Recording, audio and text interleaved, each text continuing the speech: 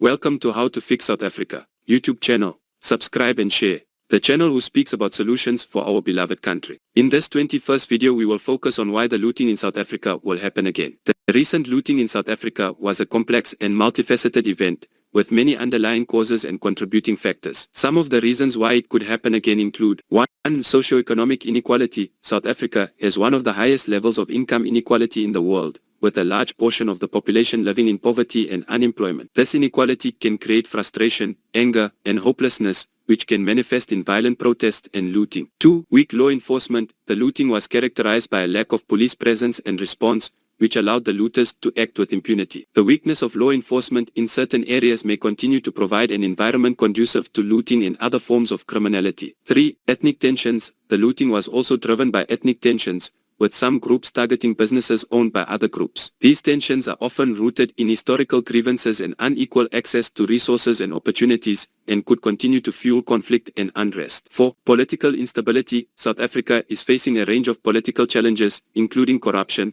factionalism, and a lack of effective governance. These challenges can create an environment of uncertainty and instability, which can contribute to unrest and looting. 5. Economic shocks. The COVID-19 pandemic has had a significant impact on the South African economy, exacerbating existing inequalities and unemployment. Economic shocks, such as further job losses or declines in economic growth, could lead to more frustration and unrest. While these factors suggest that looting could happen again, it is important to note that the recent events were also driven by specific triggers, such as the arrest of former President Jacob Zuma and his supporters' calls for protests. Addressing the underlying causes of the looting and improving governance, law enforcement, and socio-economic conditions in the country may help to reduce the risk of similar events in the future. Make sure you leave your like for us to get to more people. We count on you to make the change and be an active citizen in the South African society. Thank you very much for watching and have a great day.